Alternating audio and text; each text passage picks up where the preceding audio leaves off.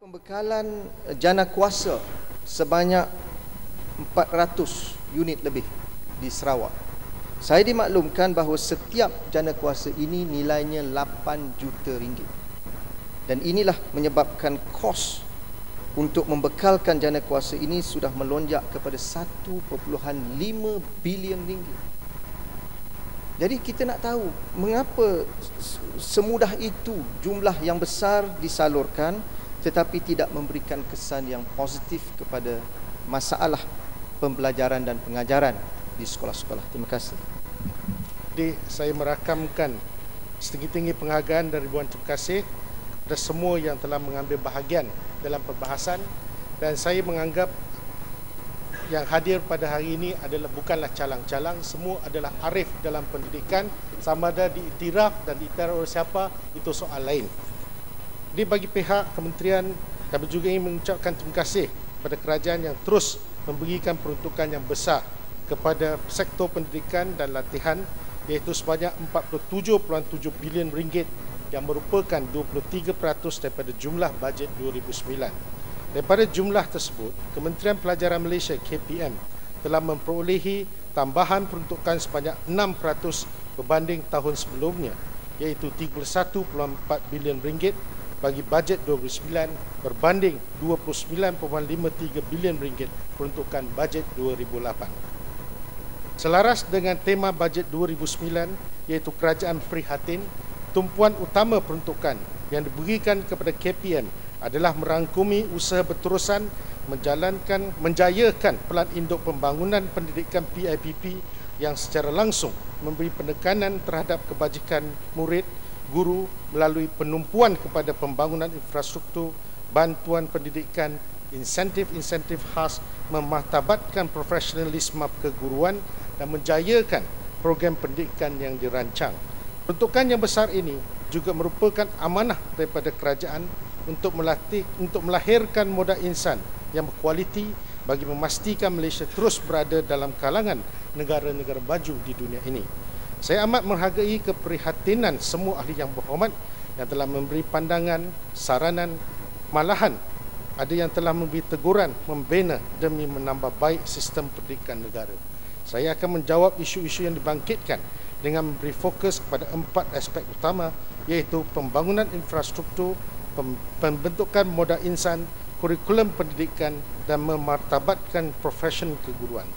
Terdapat juga isu-isu yang dibangkitkan telah pun dijawab semasa penggulungan peringkat dasar yang telah dibincangkan secara panjang lebar dalam Dewan Yang Mulia ini. Saya terus kepada aspek pembangunan. Yang berhormat Gombak bertanya, ringgit Malaysia 31 bilion dibelanjakan untuk menyediakan peralatan PPSMI, tapi hasilnya tiada kononnya.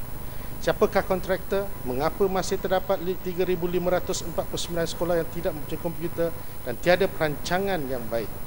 Untuk maklumat ahli yang berhormat, kontraktor yang telah dilantik untuk tujuan pembekalan peralatan bagi program PPSMI yang berjumlah keseluruhannya peralatan dan perisian sahaja adalah 2.738 bilion ringgit. Hadiahnya adalah seperti berikut. 12 kontraktor yang telah membekalkan peralatan dan perisian. Yang pertama, IGIV Technology Sdn Bhd, Stax Integrator Sdn Bhd, SJA Trade and Services, Prima Bumi Sdn Bhd, Mimos Smart Computing, Apex Communication Sdn Bhd, Nu Infra Consolidated Sdn Bhd, Metronics Engineering MHS Resources Sdn Bhd, Sauran Fajar Sdn Bhd, Time System Integrators Sdn Bhd, KUB Telekomunikasi Sdn Bhd.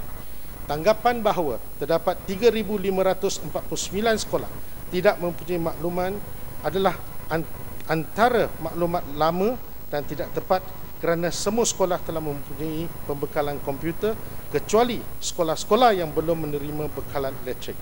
Sekolah-sekolah dibekalkan komputer melalui program pengkomputeran KPM, program PPSMI dan program pengurusan dan pentadbiran pejabat. Selaras dengan pembekalan ini, guru-guru terlibat adalah guru-guru terlatih.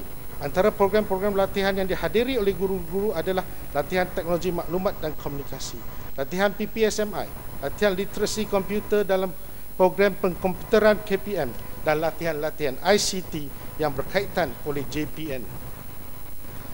Yang berhormat Gombak juga bertanya tentang tahap persaingan antara bandar dan luar bandar adalah tinggi dan di seluruh negara masih terdapat 794 sekolah yang tiada bekalan elektrik, 3,549 sekolah tiada komputer dan 1,555 sekolah yang tiada tandas. Kementerian sentiasa mengambil berat dalam merapatkan jurang perbezaan antara bandar dengan luar bandar. Bagi bekalan elektrik, 80 buah sekolah luar bandar di Semenanjung akan dibekalkan elektrik kaedah penyambungan talian grid dan solar hybrid. Sekolah di Sarawak dibekalkan set jana kuasa kepada 429 sekolah dengan kos 1.5 bilion. Yang ketiga, sekolah di Sabah dibangunkan solar hybrid kepada 78 sekolah dengan kos 300 juta bagi fasa pertama dan akan diteruskan di bawah fasa kedua, di mana fasa ini masih dalam perancangan dan sekolah-sekolah masing dalam dan sekolah-sekolah yang telah dikenal pasti sedang diambil tindakan oleh pihak kementerian. Nak bagi jalan, Ahmad. Sekejap, biar saya habis mukadimah, belum habis lagi.